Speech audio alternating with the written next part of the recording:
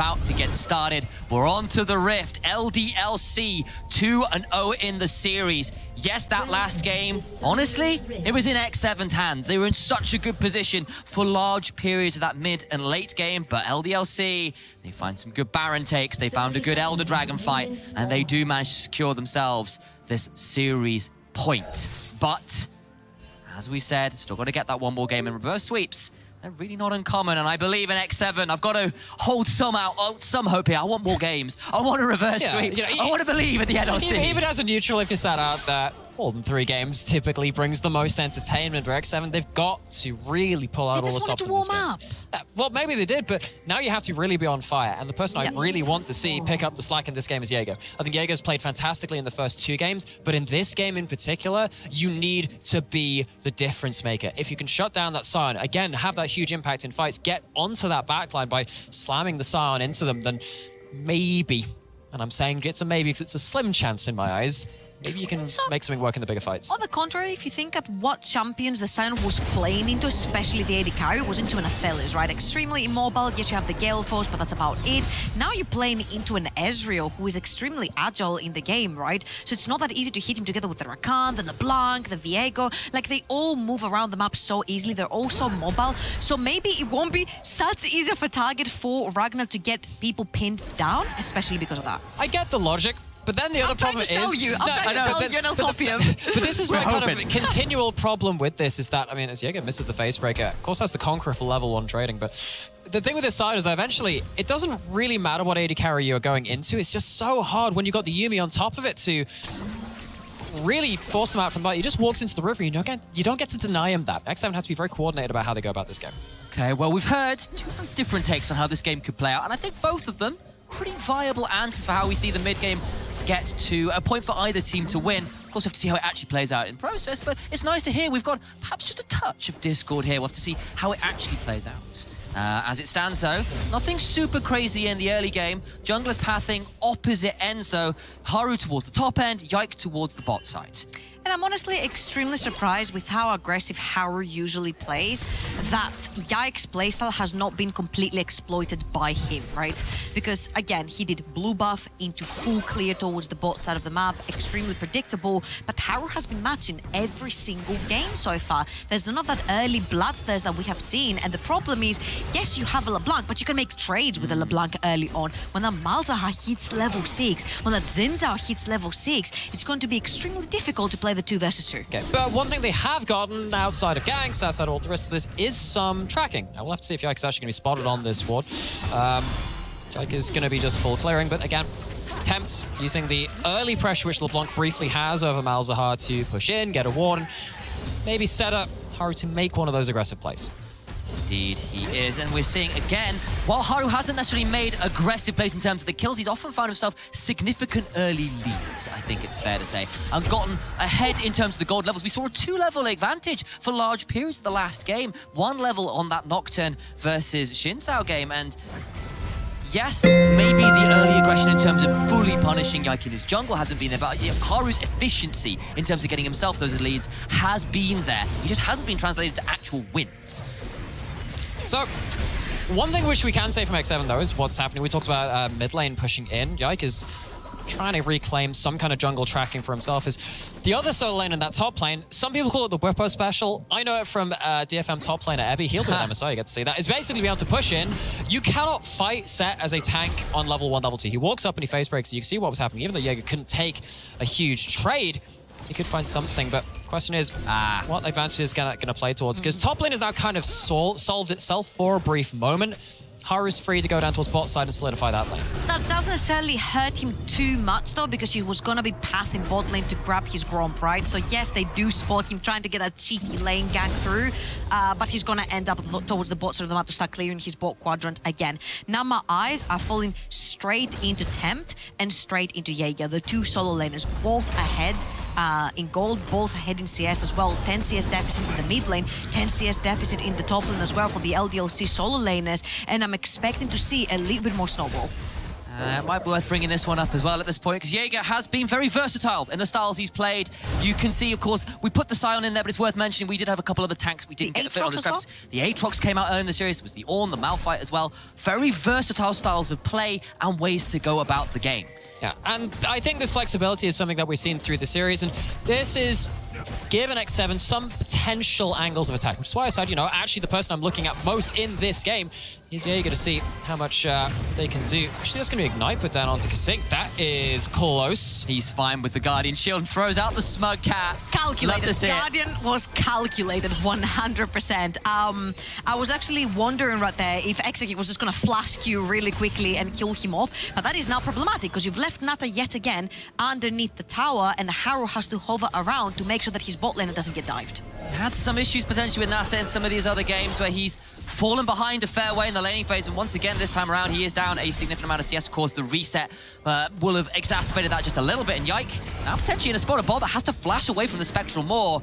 Early jungle fight won by Haru due to Temp's little roam there, forcing that one out. Okay, so that's a flash. What can you do with that though? Of course level 6 now hit by the Malzahar, so this mid jungle 2v2 has a lot more kill threat on both sides. So we know that LDLC, they're pretty happy to go even in the early game and then just explode sometime a little bit later into an X7, though they have gotten some micro advantages.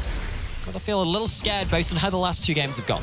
And the mid lane matchup works. Basically, Malzahar will struggle to push the wave earlier on because he doesn't have the mana regen. Once he gets the Lost Chapter, it's much easier for him to put down his little dot and just spread it around, right? This is why Tempt pushes much easier. You put a bunch of skills into your W, and once you W in to get the trade, you also push the wave at the same time. So it's much easier for the LeBlanc. This is why we see the CS advantage towards Tempt, and we see also the advantageous trades towards the Malzahar. But when that breakpoint is reached, then LeBlanc doesn't get to lead that lane. You kind of force there to just eat all of these bad trades. Earlier on, at least LeBlanc can trade onto you while you're trading onto the minions. There's some winning play patterns. Yike doesn't have that flash, but does have mid lane pushed in, as we were saying, and that definitely helps LDLC angle towards this first dragon, which of course X7 have taken a couple of times this series before them. 30 seconds or so until the Herald is spawned, and I wonder whether LDLC will feel happy to go and potentially contest that one or set up for it themselves. Either way, they do get that dragon uncontested. It's given an opportunity for Yike and DOS to roam in and put down another one of those wards onto the Grom.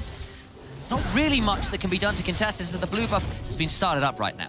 I'm honestly very surprised that I haven't seen Kasink leave his lane right now, because we are almost 8 minutes into the game, and usually on the 3-4 minute mark, you will see the supports reset, go towards the mid, and potentially try to get a summoner or a kill together with their jungler. And right now we mentioned that Ezreal has been picked, so he stays safe in the bot lane. He has the heal as well, flash and E, everything perfect for Nata. He cannot die in the bot lane under a dive, so you go towards them trying to get his LeBlanc ahead.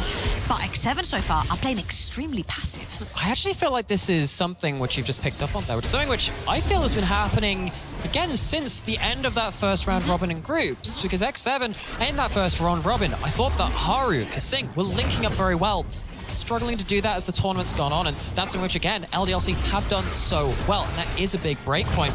However, even though dragons have gone over, the early game's been fairly even, X7 will get themselves a Herald, so maybe they can dump that towards bot lane, maybe get some gold into Nata, maybe that will free up Kasink to go a bit more beyond that. Tempt hops forward, but that is actually a nether grasp down, but it's going to be traded back, and actually here comes the side of Kasink. Has no mana, has to flash away. That's the ult, that's the flash down. Tempt gets away with it. That could also be the Rift Herald in the mid lane, because if you look at Ika, Summoners doesn't have flash, doesn't have his teleport up and available yet. So Haru and Tempt can actually push down here, put the Rift Herald down, shove more money into Tempt's pocket as well, try to get the LeBlanc ahead. We'll see exactly what happens, because things hanging around and just about came up. Yeah, I mean, I think the breakpoint there would have been, you know, whether you think you have the burst damage to finish someone off, but then level 6 Xin Zhao, we know that. Xin Zhao, yikes, Xin Zhao, just seems to do more damage than other people playing that champion.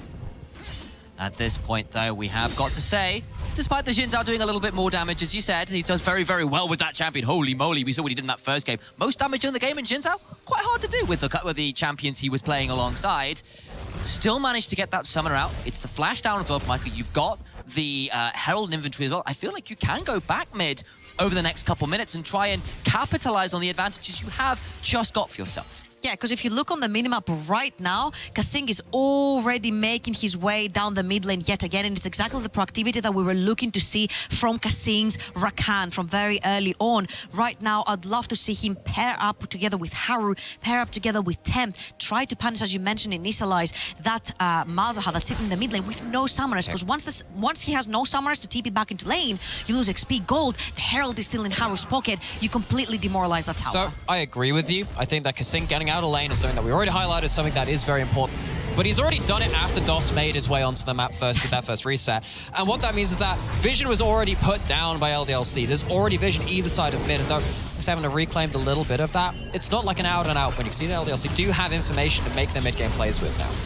Towards the bot side as well. You can see Exekick and DOS got a big shove in. They're about to get a third plate for themselves down here as Nata. That's the price of leaving him alone. You don't have a lot of wave shove as this Ezreal. Exekick and DOS have done so well with their advantages over the course of this series.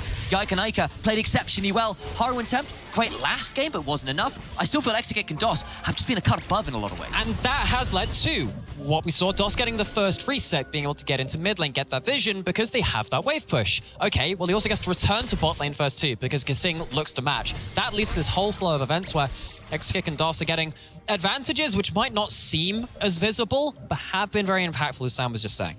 Yeah, and Tempt, the second he dips himself into Fog of War, LDLC have to instantly respect that. You see how Exekick pulls a little bit further forward, Yike has to hover towards the bot side of the map because Tempt goes into Fog of War. And I'm actually getting a little bit worried here because every time Exekick has been left alone to his own devices, to farm towers, to get early game platings, it has not ended well for X7, and I think he's one of the very crucial parts of LDLC of why they actually snowball so well. Okay, look at that vision. You can see the Haru's been spotted, and again, LDLC are just getting there to the play first currently. They're making sure that they have the numbers advantage. In X7, we asked them to play through the mid-jungle. Maybe play through top lane. Kasing's going for it. The charm, gonna try and turn this one out. Of course, there's another grasp available. It's too late. He's dead to rights. Nice burst in the mid lane. X7 get first blood. 20 seconds until the dragon spawns. They got a heralded infantry.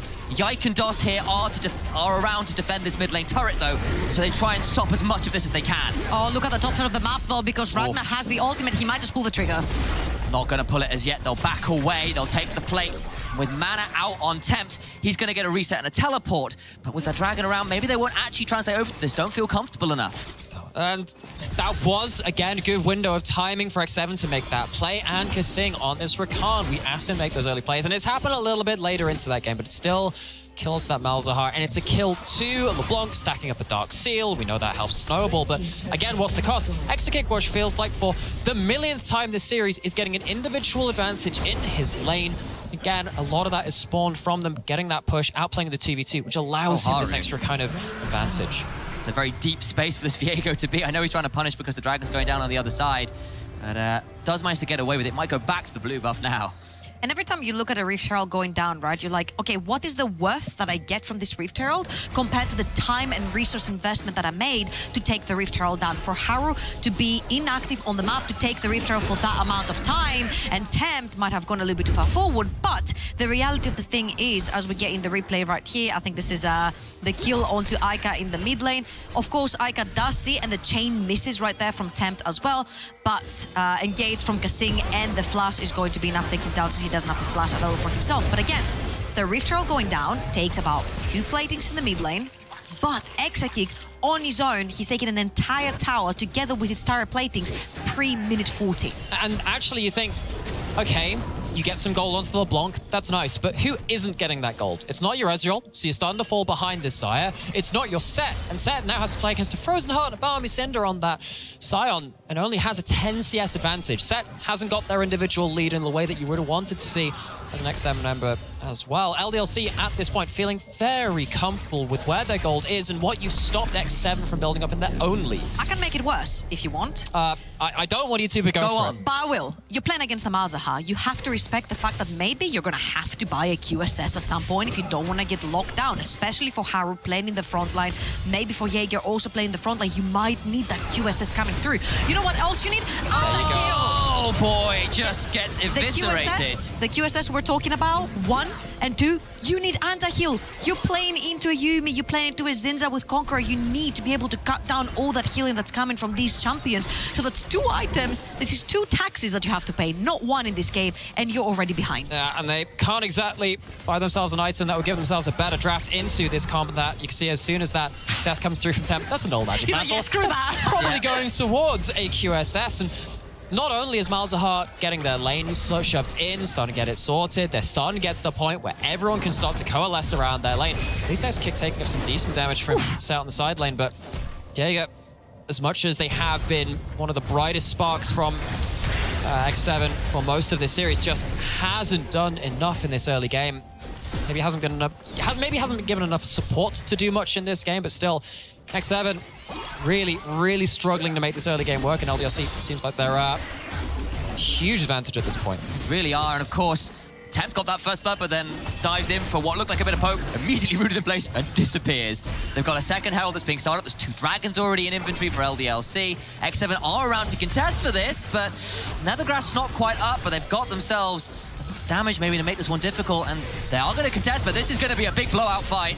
Yeah, Jaeger has himself an ult. Oh, that's a lot of damage. Jaeger gets some damage down, but he's not really managed to get too much down in the back end of it. Ults him away, but he's about to fall down, falls down to Yike, and it's a disaster already, trying to charm up as many people as they can. Yike gets traded back into 1-for-1 right now. Can they kill off DOS? They've rooted him down. They're going to try and get the kill, but the Nethergrasp came up, and that means Haru is dead. Kasing now trying to run around. Double kill for Ragnar, who throws down the ult, and LDLC are just running away with it. The train is unstoppable. And we might just be seeing LDLC going completely undefeated so far in this Amazon European Masters. This is a freaking masterclass they're putting down for everyone who doubted that they were better than Karma Corp coming into this LFL season, who doubted that they were better than BDS Academy. They've left all of them behind, undefeated, and now they're taking on to the NLC's first seed.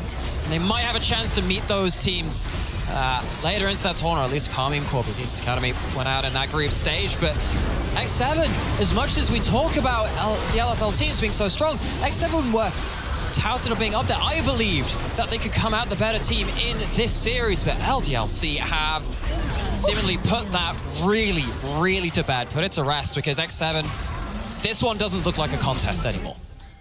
It was a compo, we said, if this Malzahar gets to a position where he can shut down the likes of the LeBlanc, it gets increasingly difficult. QSS has now been bought for Tempt. Point out on my screen by Trouble. Appreciate that, Georgia. And yes, you've got that, but it's delayed damage. You're down 3 kills. You're down the second Herald. You're down 2 dragons. It's sole point in 20 seconds, and you've lost control of a lot of this map. LDLC in firm control of this game. I feel like if X7 can somehow stop the bleeding by maybe stealing the dragon, stopping the soul win condition for LDLC, they could still have a chance going later on into the game, right? Because there's a bunch of poke from the Xayah, there's a bunch of poke coming in from the Malzahar as well. Maybe if you have an Ocean Soul, you could try and stall these fights, but right now you can't even walk up to fight. Okay, they're looking for it. Jaeger has an ult again. Watch the set. They get to the backline. It's not the best ever. Exit kick stays alive for now. Kasing is going to get out, but that's just a dead set. Doesn't even get to ult, doesn't get to Haymaker. Now they're over the wall, away from the oncoming unstoppable onslaught. Now Tempt has to distort over the walls, and LDLC just so difficult to deal with. Yes, you've knocked up the Sion, but can you even get a kill? Kasing is dead as well. There's so much healing. They're going to keep running them down. X7 trying to get away. Nata's so damn low. He's dead as well. Now Haru is an X-target. Maybe they'll turn on to Tempt instead. He's got a clone, but he's got no way out. And everybody is dying. The whole of X7 fall. And LDLC 10-2, 80 minutes in the game. It is a whitewash. What an absolute stomp of a fight. Remember when we were in that draft, when we got to the last pick from X7, and I was starting to say, oh, they're in a bit of a rough situation here. You're not winning these 5v5s. They lock in a pick which says, well, maybe we have ad option in the 5v5s. This is what happens when it doesn't work out. This is what happens when you go for the 5v5s, but you just don't have the same tools to fight with. You're relying on Exit Kick not having his hands in the right place at the right time, and all right. This is such a difficult game for X7. Oh, Jaeger. I think he's about to go down. The Titan kills him this time around. I think you're relying on Exakik not having his hands anywhere near his keyboard at this point to win, because he's done fantastically well the entire series in this particular best of 5. 1-0-4 on the Xayah, and we mentioned how important it was to get one of the carries on the Xayah, whether that was Nata or Exakik, and the second that the Xayah has been left open from draft, Exakik insta-locks that one, and he shows why it's been so good in this particular game. Every single member except the cat on the side of LDLC have a bounty, and I think if X7 want to have any chance of maybe miraculously somehow in some way turn this around, they need to start cashing all these bounties. You know what? Normally I like to entertain that kind of thought, but this is such a lead, such a comp advantage. It's so hard to talk about. Haru's in the middle of nowhere. He'll fall down just like that. You get a root, but they're not going to be able to get the kill. Kasing's into the backline. It is a desperate attempt, but Nata gets exhausted. He's dead as well, and Kasing now running towards the enemy base. Jaeger's going into the backside of his tent. Is dealing with Aika on the other side. It's not going to work out. Big damage onto Yike, but he's not dead. A decimating smash comes through, and now Jaeger in a 1 versus 4 falls down. It reeks of desperation. Tempt's clone is hit with malefic visions, but he does get out alive, and it's straight onto the Baron. United in the 5v5, X7 fail, but divided in the 1v1s and the 1v2s, they just fall apart. Now, LDLC claimed himself that Baron, and as much as we were entertaining some ways into the game for X7 for his bounties on players, on objectives, it was always so hard to entertain that, because they were so far behind in what the comps do in terms of what these individuals can do. In X7, they are staring down a 0-3. At this point, I'd be like, yeah, maybe move on and just think of your next draft. There is no next draft. LDLC win this, it's over. They're going to semi-finals. But again, you see the fight. The second Haru goes in.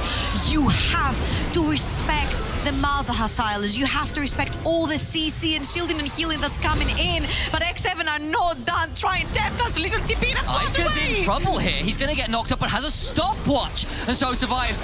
Nata's in trouble. Dos gets Haru, and they'll start running people down. Nata in the middle of nowhere on the other side. Massive damage on the Tempt. He has to get out of dodge. Kasing is dead. Jaeger sure to fall afterwards. It is a complete rout. They're being run off the face of Summoner's Rift. Tempt goes for a chain, suffers his entire health bar. An audacious charge takes down Tempt. The world champion fell moments before. It's Nata alone. LDLC looking to go 9-0, looking at the potential of being an Amazon European Masters finalists, champions. They are the reigning LFL champions. They are utterly imperious in this series. They're on to the Nexus Towers, and the rest of the teams need to look on and tremble. Gilgamesh wishes he could be this kind of dominant. It is a myth in the writing right now.